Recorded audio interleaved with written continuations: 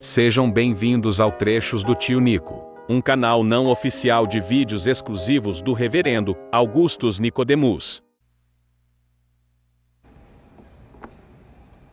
Queridos irmãos e irmãs, boa noite. Eu queria recomendar para vocês os comentários de Calvino sobre os Salmos.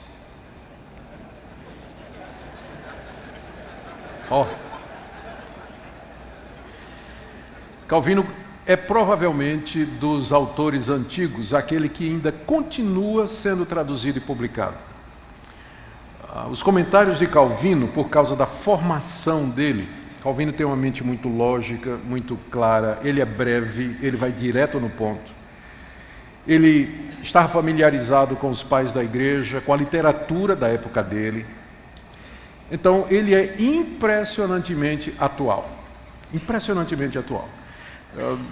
Eu estou fazendo uma série de mensagens na minha igreja sobre os salmos de romagem, que são aqueles salmos que vão do 120 até o 134, que formam uma espécie de saltério dentro do saltério. E lendo autores modernos, eu encontro às vezes algumas questões exegéticas e tudo mais. E aí eu vou em Calvino, ele já tinha dito isso 500 anos atrás. Ele já tinha percebido, nem sempre, mas de vez em quando você encontra essa mente vigorosa, clara. Calvino faz uma obra de exegeta e sempre com aplicação pastoral e uma profunda paixão pela glória de Deus. Então, isso aqui é o tipo de comentário que você vai querer ter, especialmente você que prega expositivamente e que gosta de pregar nos Salmos, que dos livros da Bíblia, no Antigo Testamento, com certeza é o mais querido e amado pelos cristãos. Então está aqui a recomendação.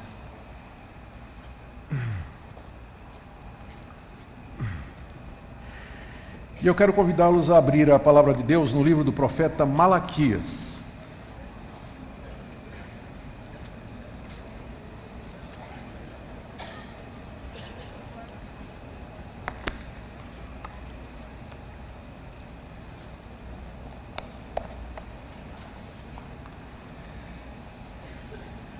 Eu queria orar com vocês agora pedindo a orientação de Deus para a exposição desse livro. Nosso Deus, nós queremos pedir que Teu Espírito Santo nos conduza na compreensão da Tua palavra, especialmente sobre este assunto tão importante que é culto. Dê, Senhor, que nós possamos aprender com a Tua revelação. Senhor, purifica-nos pelo sangue precioso de Jesus, renova-nos pelo Teu Espírito Santo. Ilumina-nos, ó Deus, dá-nos uma mentalidade espiritual aprovada para que possamos ver as maravilhas da Tua lei. Em nome de Jesus. Amém. Queridos, meu tema nessa noite é sobre o culto e eu quero falar sobre o culto a partir do livro de Malaquias. Qualquer pessoa que lê o livro de Malaquias vai perceber que ele trata de diversos assuntos. Você vai encontrar eleição no livro de Malaquias e predestinação logo no comecinho. Você vai encontrar Malaquias falando de consagração total da vida. Ele fala de ministério dos líderes, do ministério dos líderes. Ele fala sobre casamento misto, de crente com descrente. Ele fala de divórcio. Ele fala da vinda de Cristo e do juízo final. Ele fala de dízimos e ofertas, isso aí todo mundo sabe, só conhece Malaquias por conta dessa passagem. Ele fala de teodiceia, que é o problema da prosperidade dos ímpios e da desgraça que às vezes acontece com os justos, o problema do mal. Ele fala da aliança de Deus com o seu povo, ele fala da aliança de Deus com Levi, da aliança do casamento. São muitos temas dentro do livro de Malaquias, mas todos esses temas estão relacionados com uma preocupação central do profeta, que é o culto a Deus. Esse livro foi escrito depois que o povo havia voltado do cativeiro, havia se restabelecido na terra prometida, começada a reconstrução do templo, a reconstrução da cidade e dos muros, e a vida nacional outra vez e a vida religiosa. O tempo havia passado e a expectativa do cumprimento daquelas promessas feitas por Ezequiel, Isaías, Jeremias e outros profetas, de que a restauração de Israel seria gloriosa, essas promessas pareciam não se cumprir. O templo que foi reconstruído era menor do que o templo de Salomão, eles ainda estavam debaixo do domínio de impérios estrangeiros, havia problemas e dificuldades financeiras, eles ainda tinham que pagar tributo a essas potências estrangeiras, ainda não tinham a sua liberdade, e aquele período áureo que foi profetizado parecia não ter chegado ainda.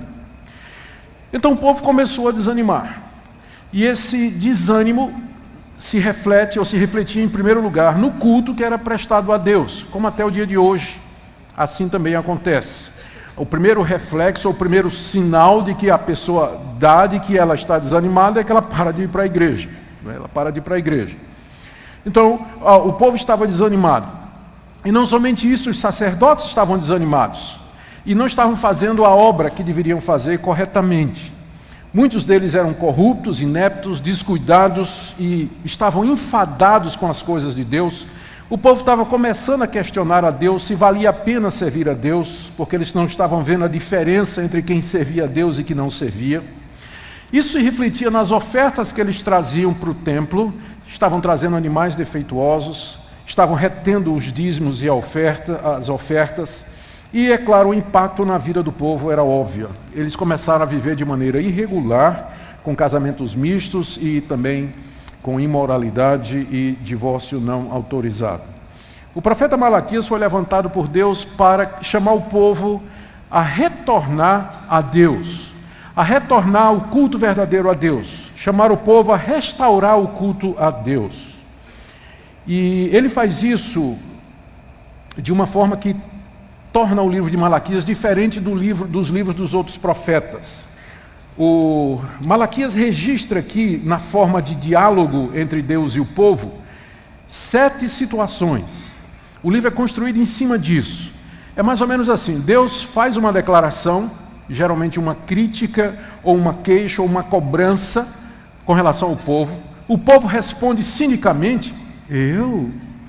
E Deus então diz: é isso mesmo, e explica por que é que ele fez aquela cobrança ou está fazendo aquela queixa. São 7 diálogos desse tipo, o livro é construído em cima deles. Na verdade tem um ou dois que não aparecem sobre a forma de diálogo, mas ainda estão dentro desse padrão. Aqui são eles. Primeiro Deus diz: eu tenho amado vocês. E o povo pergunta: em que é que o Senhor nos amou? Nós estamos sofrendo como sempre sofremos. Capítulo 1, de 1 a 5. Deus diz: vocês estão profanando o culto, trazendo animais defeituosos. Nós fazendo isso? Sim, responde Deus, capítulo 2, de 1 a 9. Eu não aceito o culto de vocês, diz Deus ao povo. Mas por que você não aceita nosso culto? O povo pergunta a Deus, capítulo 2, de 10 a 16. O culto de vocês está me enfadando, diz Deus, capítulo 2, 17 a 3, 5. E o povo pergunta: mas em que nós estamos enfadando o Senhor? No capítulo 3, Deus diz: vocês têm que se voltar para mim. E o povo diz: mas voltar como? Aí Deus diz: vou só dar um exemplo, vocês estão me roubando nos dízimos e nas ofertas. Eu? É a pergunta do povo, né? Está no capítulo 3, de 6 a 12. Vocês estão falando mal contra mim, diz Deus, capítulo 3, de 3 a 18. E o povo, mais uma vez: e que nós estamos falando mal do Senhor? O Senhor é muito desconfiado. E no fim já não é mais diálogo. Deus então anuncia o dia da salvação, em que ele finalmente vai receber a glória e a honra que lhe são devidos. Então esse é o livro de Malaquias. Eu queria ver com vocês os princípios que estão refletidos aqui, se o tempo der, nesses 7 diálogos. Vamos começar então, capítulo 1, de 1 a 5.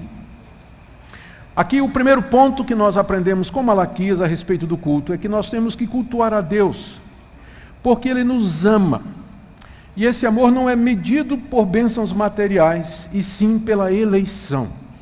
Deus declara aqui no início do livro, verso 2: eu vos tenho amado, diz o Senhor. Aí o povo pergunta: em que nos tem amado? Como se dissesse assim: o Senhor está dizendo que nos ama, mas nós continuamos escravos, a restauração não aconteceu, nós pagamos tributos, nós estamos passando por crise financeira e os nossos adversários prosperam mais do que nós. Resposta de Deus: não foi Esaú irmão de Jacó? Contudo, amei Jacó e aborreci Esaú. A prova do meu amor é que eu elegi vocês, eu predestinei vocês para ser o meu povo, e essa é a razão pela qual vocês deviam me cultuar, e não porque vocês estão recebendo prosperidade material. Então, esse é o primeiro princípio que o livro nos ensina, que nós temos que amar a Deus, porque Ele primeiro nos amou, e odiou Esaú, e nos escolheu de entre todos os povos para sermos o seu povo. E é isso, esse amor pactual, que nos leva a adorar a Deus. Segunda coisa que isso aqui está aí no capítulo 1, de 1 a 5. O segundo princípio nós encontramos ainda no capítulo 1, de 6 a 14, que é esse aqui. Nós temos que cultuar a Deus da maneira como Deus quer e não da maneira como nós imaginamos. Toda essa passagem é uma queixa de Deus, porque o povo estava trazendo para o culto aquilo que a lei de Moisés proibia. Ou seja, o povo estava trazendo, e os sacerdotes estavam aceitando, eles que eram responsáveis para fiscalizar o andamento do culto. Pão imundo, veja aí o capítulo 1, verso 7. Animal cego, animal coxo, animal doente, animal dilacerado. Capítulo 1, versos 8 e 13. E Deus considerava isso como sendo, olha os termos que ele usa, profanação do culto e desprezo pelo seu nome, aí do verso 6 ao verso 8, a ponto de Deus dizer assim, olha como é que ele começa essa sessão. Verso 6, o filho honra o pai e o servo ao seu senhor. Se eu sou o pai, onde está a minha honra? E se eu sou senhor, onde está o respeito para comigo, diz o Senhor dos Exércitos, a vós outros, sacerdotes que desprezais o meu nome? E vós dizeis, em que desprezamos o teu nome? Ofereceis sobre o meu altar pão imundo, e ainda perguntais, em que te havemos profanado? Veja o verso 8. Quando trazeis animal cego para sacrificar, não é isso mal? E quando trazeis o coxo enfermo, não é isso mal? Então, essa era a queixa de Deus para o povo. O povo estava querendo cultuar a Deus de maneira diferente daquela que Deus havia estabelecido. E Deus não aceitava o culto fora do padrão. Ele não aceitava invenção no culto. Ele queria ser adorado exatinho do jeito que ele disse. O animal tem que ter 1 ano, tem que ser puro, não pode ter defeito. Ah, Deus, mas é o ceguinho. Eu não vou conseguir. O que é que eu vou fazer com um bodinho cego? Eu não consigo vender, não consigo fazer nada. Então, é o melhor que eu tenho, Deus. É com toda a sinceridade que eu estou trazendo. Não. No culto, não basta só sinceridade.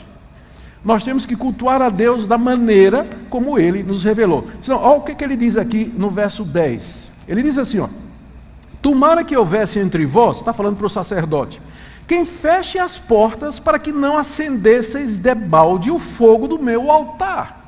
Eu não tenho prazer em vós. Deus está dizendo aqui, eu queria que tivesse aí um sacerdote, né, que dissesse, gente, vamos embora, acabou, Deus não está aceitando mesmo, o último que sair apaga a luz. É isso que ele está dizendo aqui. É porque ele não aceita. Se não for conforme ele disse, ele não vai aceitar o culto. Nós não podemos inventar maneira de adorar a Deus. Nós não podemos inventar maneira de adorar a Deus. Nós temos que procurar na Bíblia o culto que ele revelou. Os princípios que estão no Antigo Testamento, repetidos e aprovados no Novo. Esse é o culto que agrada a Deus. Só sinceridade não vai resolver. Terceiro princípio. Aqui nós chegamos no capítulo 2, de 1 a 9. O culto deve ser conduzido por homens capazes, comprometidos e hábeis naquilo que eles fazem. Aqui nessa passagem, de 1 a 9, no capítulo 2, Deus se queixa dos sacerdotes que não estavam dando honra ao seu nome. Veja aí o verso 1 e 2, ele diz, ó sacerdotes, é para vós agora esse mandamento, se vocês não ouvirem e se não propuserem no seu coração dar honra ao meu nome, eu vou fazer isso. E ele lista então 3 castigos que ele queria dar aos sacerdotes por isso. Qual era o problema dos sacerdotes? Que eram responsáveis no Antigo Testamento para conduzir o culto a Deus. Primeiro, eles não estavam examinando os animais que eram trazidos pelo povo e que deveriam ser sacrificados. Era a função deles. O povo trazia os animais, o sacerdote examinava se estava de acordo com os padrões de Deus, e então o animal era oferecido, abatido, segundo o ritual da lei de Moisés, exatamente como Deus havia feito. Os sacerdotes estavam recebendo o que vinha, não é? E oferecendo em cima do altar de Deus. Por isso Deus estava dizendo: estão profanando o meu culto e o meu nome. Eles também estavam enfadados com a rotina. Isso ficou aqui no capítulo 1, verso 13, quando Deus diz assim: e vocês ainda dizem, que canseira, todo dia mata bicho, limpa o altar, traz oferta, não traz oferta, queima incenso, eu estou cansado dessa rotina, já não tenho mais prazer nesse trabalho. Os sacerdotes estavam dizendo isso. Já tinham perdido o interesse. Aqui, eles faziam de forma mecânica aquilo. Eu falei sacerdote, mas né, o sacerdote matava, mas quem fazia todo o trabalho mais difícil eram os levitas, né? Os levitas é que desembuchavam, tiravam a parte que era para assar, a parte que era para levar para fora. Depois o levita vinha e limpava o altar, e limpava o sangue, né? Pegava a carneirada e conduzia para fora para ser morta no dia seguinte. E quando tinha tempo, o levita tocava, né? Então eu fico assim impressionado com o fato de que na igreja hoje o cara sabe cantar um pouquinho e sabe tocar violão, é levita. Se é levita, então tem que deixar ele limpar a igreja, botar para fora os bêbados e os cachorros, dar chupeta na boca do menino quando está chorando, fazer todo o trabalho, porque é isso que o levita fazia. Desculpa o parágrafo, eu não resisti, vamos continuar aqui. Bom, então, tem que ser conduzido por homens capazes e hábeis. Gente, e o pior dos sacerdotes é que eles não estavam instruindo o povo na lei, como era a obrigação dele. Por conta de muito material e pouco tempo, eu estou destacando só alguns versículos da passagem. Mas aqui nesse bloco, veja comigo o verso 6 e 7, quando Deus está dizendo por que é que ele está rejeitando o trabalho daqueles sacerdotes. Porque eles não estavam fazendo a coisa direito, em termos de examinar os animais, estavam enfadados daquilo ali, mas o mais importante, ele falando aqui a respeito de Levi, de onde vinha o sacerdócio, ele diz: a verdadeira instrução esteve na sua boca, de Levi, e a injustiça não se achou nos seus lábios. Andou comigo em paz e em retidão, e da iniquidade apartou a muitos. Porque os lábios do sacerdote devem guardar o conhecimento, e da sua boca devem os homens procurar instrução, porque ele é mensageiro do Senhor dos Exércitos. Essa era a função principal do sacerdote. Ele não somente oferecia os sacrifícios, mas ele explicava ao povo o que aqueles sacrifícios representavam. Era dele e por ele que Deus falava regularmente. O profeta só era levantado quando o sacerdote falhava, mas a instrução regular do povo de Deus cabia ao sacerdote. Era da boca do sacerdote que o povo ia buscar a instrução de Deus. Mas olha o verso 8. Mas vós vos tendes desviado do caminho, e por vossa instrução tendes feito tropeçar a muitos. O culto tem que ser guiado e dirigido por homens fiéis, que sejam porta-vozes de Deus, que ensinem a palavra de Deus ao povo, que o façam de todo o coração, que conduzam o povo em adoração, que instruam o povo na palavra de Deus. Sabe o que é que Deus diz que ia fazer com aquele sacerdote? Vamos voltar aqui no verso 3. Ele diz 3 coisas, não é? Que vai amaldiçoar as bênçãos, reprovar a descendência, verso 3.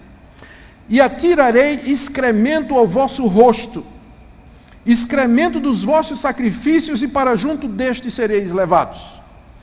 A Bíblia sempre usa assim umas palavras suaves, não é? Quando a gente sabe que no hebraico é bem mais forte, não é?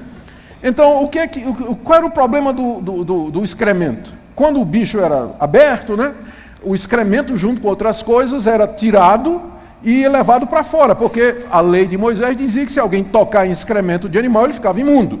Então, o imundo não podia entrar no templo. Então, o excremento era levado para fora.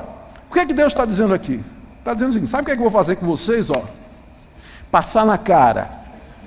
E aí vocês vão ficar imundos, e aí vocês têm que ser expulsos do templo. Vocês vão para lá onde está o excremento. É isso que Deus, é a linguagem que Deus usa, como é que ele vai tratar a liderança que não faz o que devia fazer e não assume a responsabilidade que devia assumir quando foram convocados por Deus para presidir o culto de Deus. Tal é a maneira como Deus se preocupa com o seu culto. 4º lugar. O culto só vai ser aceito se for expressão de uma vida santa. Capítulo 2, de 10 a 16. Aqui Deus declara que não vai aceitar o culto, os sacrifícios, as ofertas e as lágrimas de orações. Veja aqui o verso 13. Olha.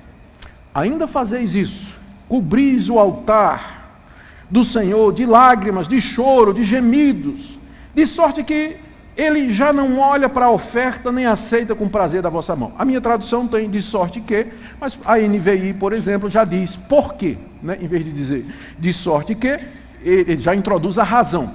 Então seria, vocês estão cobrindo o altar de Deus com lágrimas de choro e de gemido. Imagina a situação lá, o povo judeu, né? Ele vinha naquela situação, vinha para o culto, aí ficava lá chorando. Oh Deus, por que o Senhor não está ouvindo nossa oração, gemendo e tudo mais?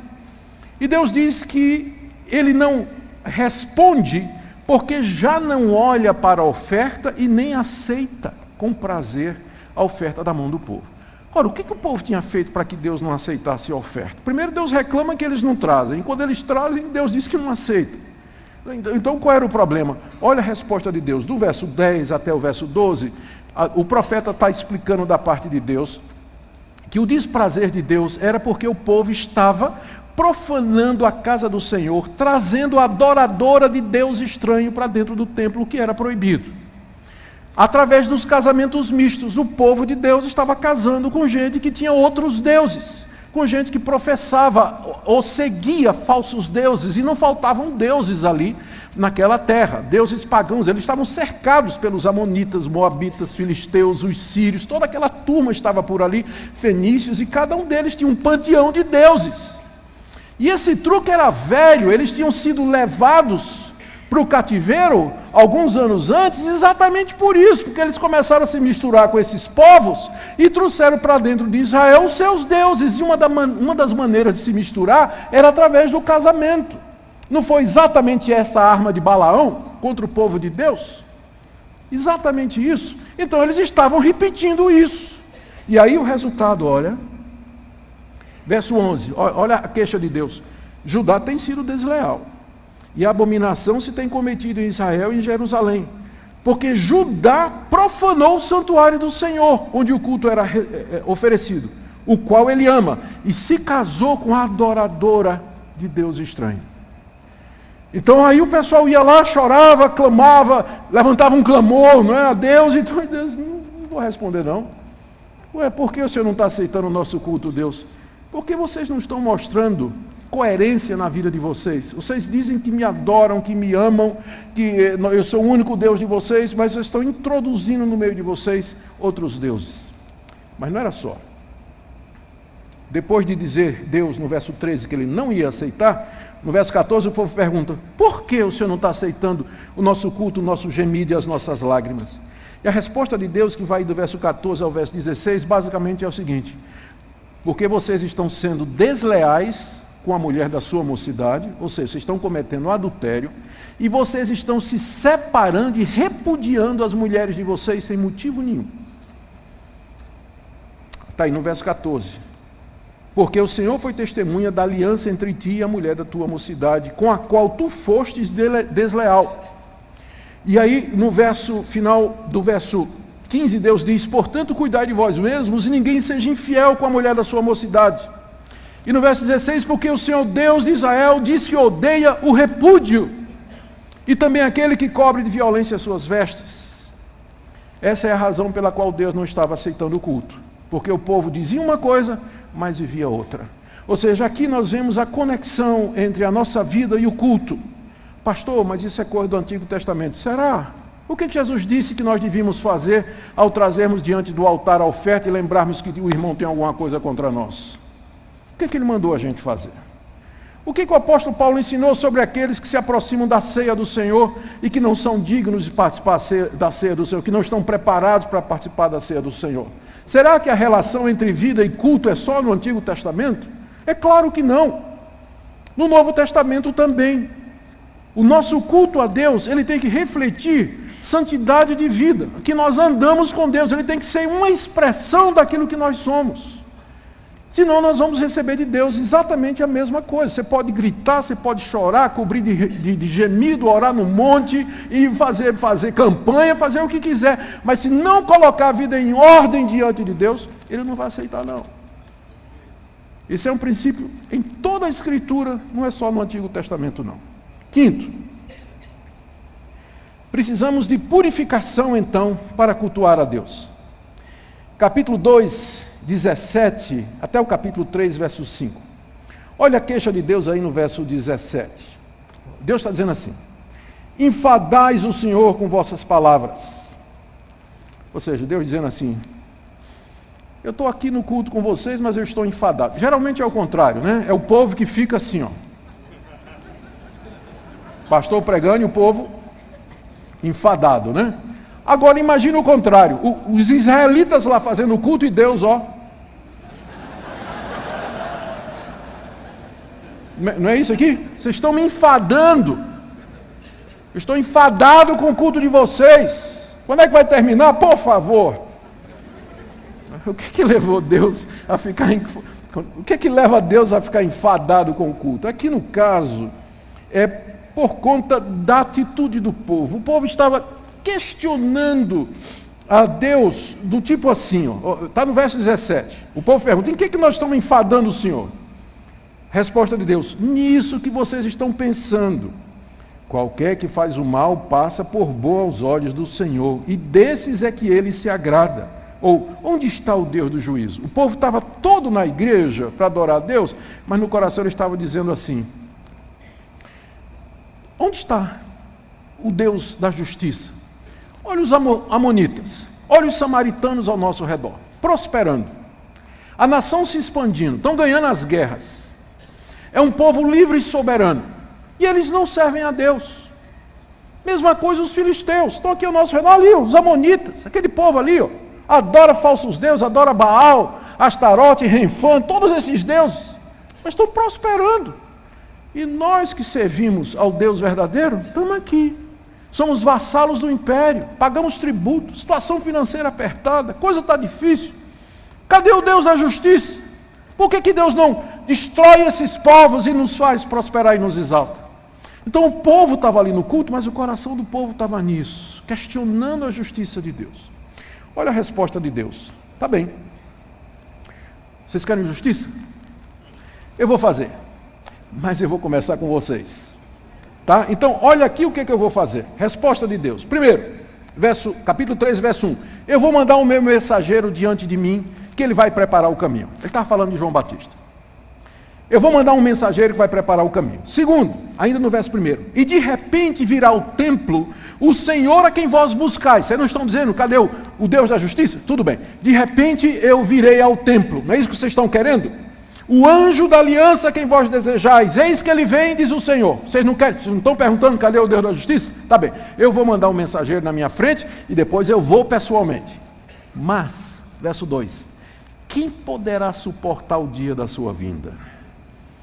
Quando eu chegar aí, quem é que vai suportar a minha vinda? Quem poderá subsistir quando ele aparecer? Porque ele é como o fogo do ourives e como a potassa dos lavandeiros. O que é que ele vai fazer primeiro? Cuidar dos amonitas, dos filisteus, dos moabitas? Não. Verso 3: ele vai se assentar como derretedor e purificador de prata. Purificará quem, em primeiro lugar? Os filhos de Levi. Espero que você desista de ser levita depois dessa passagem, que é o primeiro da lista. Primeiro da lista. Vocês querem? Cadê o Deus de justiça? Por que não tem justiça no mundo? Não é? Por que o ímpio prospera? Por que o justo sofre? Vocês querem justiça? Tá bem. Eu vou fazer justiça, mas eu tenho que começar com a casa de Deus. E eu vou começar com os sacerdotes. Vou começar com os levitas. Vou começar com os pastores. Vou começar com os líderes. Para que eu tenha um culto que seja digno de mim. Eu vou começar com quem é encarregado dele. Aí diz no final do verso 3 que depois de Deus os refinar, eles trarão ao Senhor justas ofertas. Agora sim. Justas ofertas, um culto agradável a Deus. E aí, a partir disso, verso 4: então a oferta de Judá e de Jerusalém, de todo o povo agora, será agradável ao Senhor, como nos dias antigos e como nos primeiros anos. Verso 5: chegarei a vós outros para juízo, chegarei contra vocês, meu povo, para juízo. Serei testemunha veloz contra os feiticeiros, adúlteros, os que juram falsamente, os que defraudam o salário do jornaleiro, oprimem a viúva e o órfão e trocam e torcem o direito do estrangeiro e não me temem do Senhor dos Exércitos. De que ele está falando? De gente assim no meio do povo de Deus. Não está falando do mundo, não. Vocês querem justiça? Ok, estou chegando. Ele está falando aqui de João Batista, é claro, não é? E João Batista preparou o caminho para o anjo da aliança que veio ao templo. E ele, com seu sangue precioso, purificou os filhos de Levi e o povo de Deus. E agora, pelo sangue de Jesus, nós podemos oferecer a eles sacrifícios agradáveis. É disso que Malaquias estava falando, de um novo sacerdócio, de uma mudança, porque a lei não podia aperfeiçoar nada, mas introduz uma nova lei pelo sangue de Jesus, uma nova aliança, pela qual nós podemos oferecer a Deus sacrifícios, o fruto dos nossos lábios como sacrifício de louvor.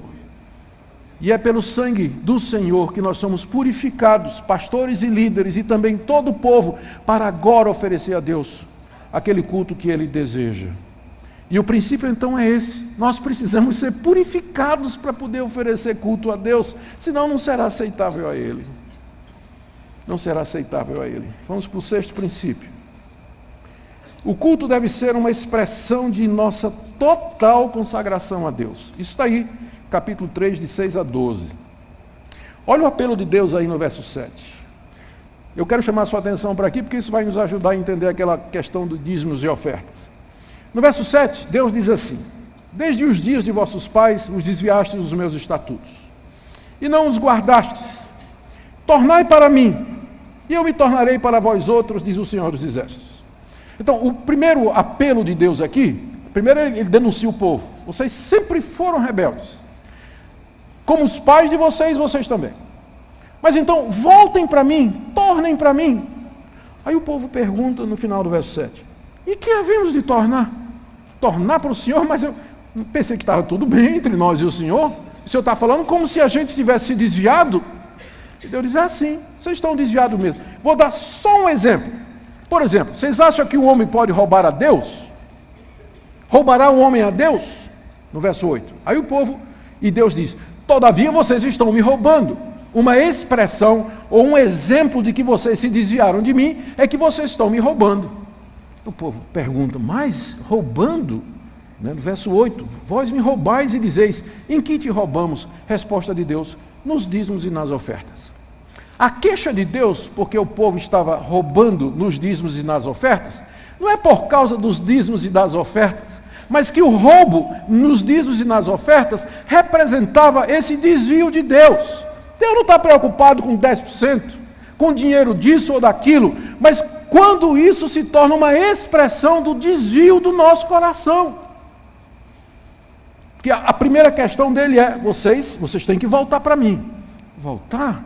Nós estamos desviados? Então sim. Mas em que, Deus? Vou dar só um exemplo. Vocês acham que o homem pode roubar Deus? Não, mas vocês estão me roubando. Roubando nós sim, nos dízimos e nas ofertas. Não é que eu não preciso do dinheiro de vocês. Mas é que o órgão mais sensível do homem e mais difícil de se converter é o bolso. E quando o bolso é convertido, significa que tudo mais já se converteu. Então, por isso que na Bíblia, com frequência, o trazer, a generosidade, o dar, o contribuir, inclusive com os dízimos, isso é uma expressão, não de uma transação com Deus: você me dá tanto, eu devolvo tanto, mas uma expressão de que você retornou a Deus, que você está reconciliado com Deus. É uma expressão do seu amor e da sua gratidão a Deus. É isso que a gente tem que entender quando a gente ensina dízimo e oferta na igreja. Não estamos fazendo a transação com Deus, Deus não precisa disso. Mas é uma expressão da consagração do nosso coração. Tornai para mim, diz o Senhor.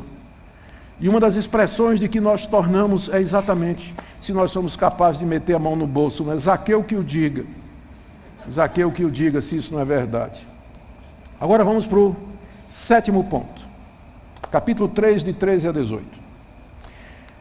Deus aqui se queixa de que o povo está se queixando. Olha aqui, ó. Capítulo 3, a partir do verso 13. As vossas palavras foram duras para mim, diz o Senhor. O povo lá cultuando a Deus, não é? E Deus dizendo: olha, as palavras que vocês estão dizendo e pensando, elas são duras contra mim. Aí o povo No verso 13 ainda diz, o que nós temos falado contra o Senhor? Aí no verso 14 Deus responde, vós dizeis, inútil é servir a Deus. Em que nos aproveitou termos cuidado em guardar os teus preceitos e andarmos de luto diante do Senhor dos Exércitos? Ora, pois, nós reputamos por felizes os soberbos. Também os que cometem impiedade prosperam, sim, eles tentam o Senhor e escapam. O povo estava dizendo, eu não sei o que é que eu estou fazendo aqui no templo. Porque de que adianta servir a Deus?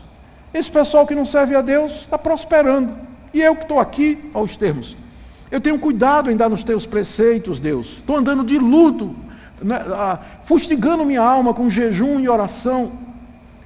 Mas é inútil servir a Deus, porque não estou vendo nenhuma vantagem financeira. Não estou vendo nenhuma expressão material de que servir a Deus é diferente de não servir a Deus. É inútil servir a Deus. Na verdade, a gente fica até olhando aí, verso 15, né? Os soberbos, os que cometem impiedade, eles sim estão prosperando. Mas e nós? Olha a resposta de Deus do verso 16 ao verso 18, e aqui a resposta da Teodiceia, que é a questão do mal e do sofrimento do justo aqui nesse mundo e a prosperidade dos ímpios. Os que temiam a Deus, verso 16, falavam uns para os outros, o Senhor atentava. E havia um memorial escrito diante dele para os que temem ao Senhor e para os que se lembram do seu nome. Havia um remanescente fiel lá no meio do povo de Israel. E Deus estava escutando a conversa deles. E Deus estava guardando aquilo no iPad, o memorial dele, né? E diz, estes serão para mim um particular tesouro naquele dia que preparei. Essa é a resposta de Deus para o problema do mal. Há um dia que Ele preparou. E naquele dia, verso 17, poupá-los-ei como um homem poupa seu filho, então vereis a diferença entre o justo e o perverso, entre o que serve a Deus e o que não serve. O que Deus diz é o seguinte, não vai ser aqui que você vai ver a diferença entre quem serve a Deus e quem não serve a Deus tão claramente. Mas eu tenho um dia preparado em que essa diferença vai ser cristalina. E até que esse dia venha, você deve me cultuar, não por aquilo que eu lhe dou, mas por aquilo que eu sou. O Deus que lhe amou, em vez de lhe odiar, ou de desprezar, ou de não eleger os outros. O Deus da aliança, o Deus que lhe oferece perdão, o Deus que lhe oferece acesso e o privilégio de você chegar à sua presença e servir-lhe e adorá-lo. A esperança aqui é escatológica. O profeta aponta para aquele grande dia. E aqui no capítulo 4, de 1 a 6, ele termina falando quando esse dia vai chegar. Eis que vem o dia, verso 1, arde como fornalha. Todos os soberbos e todos os que cometem perversidade serão como restolho. O dia que vem os abrasará, diz o Senhor dos Exércitos, de sorte que não lhes deixará nem raiz nem ramo. Essa é a resposta de Deus para o questionamento do povo. Eu estou vendo os ímpios prosperando, mas a prosperidade deles é ilusória, é temporária, é passageira, porque eis que vem o dia em que eles arderão como a relva do campo. Mas para vós outros que temeis o meu nome, nascerá o sol da justiça, trazendo salvação nas suas asas. Saireis e saltareis como bezerros solto na estrebaria. E nesse dia eu vou virar pentecostal. Saltar feito bezerro, né? Pisarei os perversos, porque se farão cinza debaixo das plantas de vossos pés, naquele dia que preparei, diz o Senhor dos Exércitos. Ou seja, a resposta de Deus para aqueles que dizem, vale a pena cultuar a Deus hoje? Vale a pena ir para a igreja? Dar dízimo e oferta, me consagrar a Deus, viver uma vida santa, viver uma vida reta. Se aqui eu perco meu emprego, eu fico doente, eu passo por dificuldade, e esses ímpios aí, esse pessoal corrupto, prosperando, tem saúde, tem felicidade, será que vale a pena cultuar a Deus? A resposta de Deus é o seguinte, vai chegar o dia em que você vai ver que valeu a pena. Onde vai ficar clara a diferença entre quem serve a Deus e quem não serve. E naquele dia vai nascer o sol da justiça, trazendo salvação nas suas asas. E você vai pular de felicidade como um bezerro quando ele é solto lá do curral. E você vai louvar a Deus eternamente. E você vai ver a justiça de Deus contra os ímpios. E você vai dizer: o Senhor é justo, verdadeiro e bom, e vai dar a Ele o culto verdadeiro, eternidade afora. O livro termina, do verso 4 a 6, Malaquias dizendo para o povo: lembra do que Moisés escreveu. E diz também no verso 5, eu vou mandar o profeta Elias, que é o mensageiro, aquele que ele falou, João Batista, antes que venha o grande e terrível dia do Senhor, que foi inaugurado com a vinda do Senhor Jesus. E ele converterá o coração dos pais aos filhos e o coração dos filhos a seus pais, para que eu não venha e fira a terra com maldição. Esse é o último livro do Antigo Testamento. E com ele encerra todo o sistema levítico, toda aquela lei cerimonial que não podia aperfeiçoar, purificar, transformar por si só, mas eram sombras, eram tipos, figuras, apontando para a chegada do anjo da aliança que vinha purificar o povo de Deus com seu sangue, para que Deus tivesse um povo que o adorasse em espírito e em verdade, como o próprio Jesus disse que era a intenção. E agora, pelo sangue precioso do Senhor, nós podemos cultuá-lo. E esse culto, então, ele tem que seguir os princípios que nós ouvimos aqui, porque é o mesmo Deus. E eu quero fazer algumas aplicações desses princípios para o nosso meio hoje. Queridos, nós temos entre nós cultos que são inteiramente voltados para a prosperidade, onde as pessoas são motivadas a cultuar a Deus, para que recebam de Deus algum tipo de benefício material, desde prosperidade financeira até libertação de males temporais, um casamento, um negócio, um apartamento, um carro, alguma coisa. Não é que essas coisas elas são proibidas ou ruins para o cristão, mas esse não é o alvo pelo qual nós cultuamos a Deus. Não é para recebermos dele esse tipo de coisa. A resposta de Deus, quando o povo perguntou: em que o Senhor nos ama? A resposta de Deus foi: porque eu elegi vocês e não o irmão de vocês. Eu amei Jacó, mas não amei Esaú. A resposta de Deus foi a eleição, foi a redenção, foi o perdão de pecados prometido e oferecido antes da fundação do mundo, concretizado na plenitude dos tempos com a vinda do Cordeiro de Deus. Essa é a razão pela qual nós vamos cultuar. Cultos voltados para a prosperidade ou solução de problemas materiais é um desvio do padrão que Deus nos revela na Escritura. E se você faz parte de uma igreja onde isso acontece, eu queria que você reconsiderasse participação nessa igreja. Reconsiderasse. Ou se você está aqui e é um pastor que promove esse tipo de coisa, pensando em encher a igreja e atrair novos membros com isso, eu queria que você pensasse no que você ouviu nessa noite. O que é que a palavra de Deus nos diz a respeito da evidência do amor dele? Não é prosperidade financeira. Deus pode nos dar isso, mas não significa evidência do favor dele. Segunda coisa, segunda aplicação do livro do profeta Malaquias, é para aqueles cultos onde são introduzidos elementos e formas de adoração completamente estranhos à palavra de Deus. Gente, às vezes eu não acredito que eu vejo no YouTube. Eu talvez devia parar de ver essas coisas, porque eu fico nervoso com esse tipo de coisa. Mas é cada coisa que é feita em nome de Deus. Eu fico pensando, por exemplo, na introdução de elementos judaicos no culto evangélico. Nós acabamos de ver aqui a decretação da falência do sistema veterotestamentário. É isso que o livro de Malaquias está dizendo, não funciona. E aponta para uma nova realidade que está chegando. É assim que fecha o Novo Testamento, o Antigo Testamento. E no Novo Testamento, os escritores bíblicos, os apóstolos particularmente, eles nos ensinaram isso, que todo o sistema levítico de culto do Antigo Testamento no templo era sombra, era simbólico, era profético, apontava para Jesus Cristo. Então, por que eu vejo hoje nas igrejas evangélicas, pessoal trazendo a Arca da Aliança, pastor usando chapeuzinho de judeu, estola de judeu, com o menorá lá, aquele candelabro lá, na mesa, não é? Dizendo que Jesus tem que ser chamado de Yeshua, senão que ninguém sabe o nome dele. A reintrodução das festas judaicas. Por que eu vejo isso? Caravanas para Israel para ser batizado no Rio Jordão, porque lá equivale. Unção com óleo que foi tirado do Monte das Oliveiras, esse é o poderoso. Oração feita no alto do Monte Sinai, essa é que tem eficácia.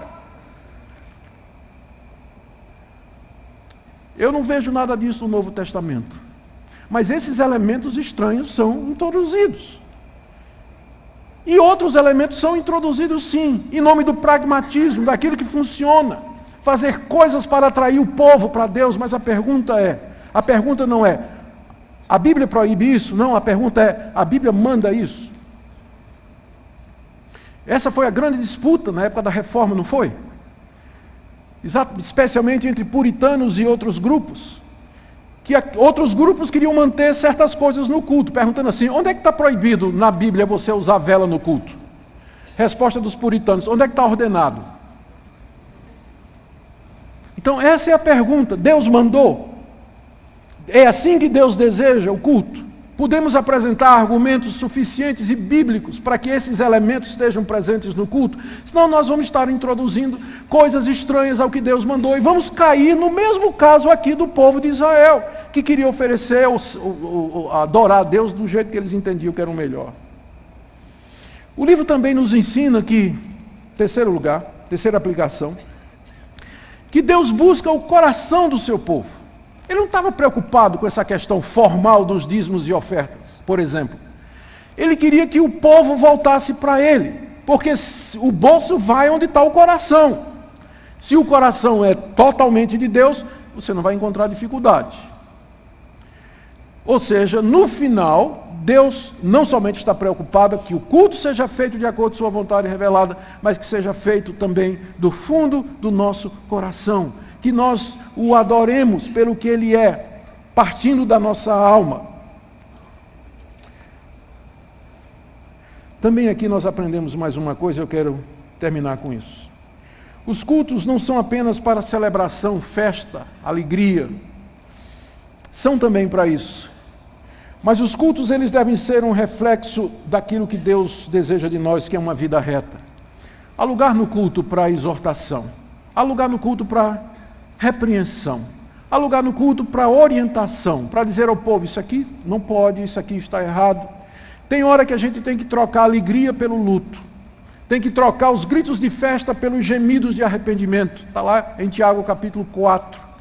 Quando Tiago diz que há situações em que a gente tem que purificar as mãos, nós temos que transformar a nossa alegria em tristeza e nós temos que transformar nosso júbilo em lágrimas diante de Deus por conta dos nossos pecados.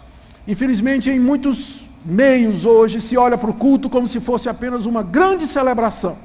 Mas instrução bíblica, instrução que fere a consciência, que move a vontade, que promove diferença, isso falta.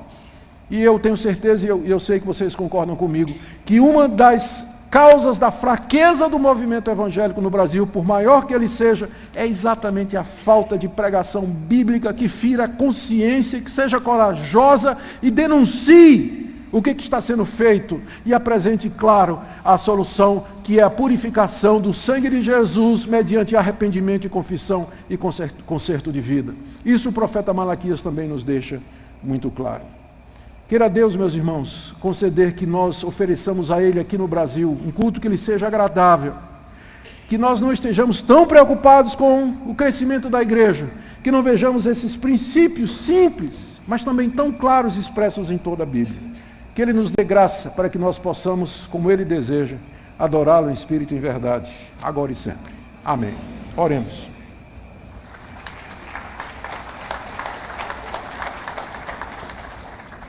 Nosso Deus, nós pedimos que Tu nos faças adoradores verdadeiros, que o nosso culto expresse o desejo que o Senhor tem de um povo purificado, de um povo santo, um povo desejoso, disposto. Nós pedimos, ó Deus, que Tu nos ajudes pela Tua palavra a entender de que maneira Tu desejas ser adorado, para que nós não inventemos maneiras de culto, para que não introduzamos fogo estranho no Teu altar, mas somente aquilo que foi ordenado por Ti. Purifica a igreja brasileira, Senhor.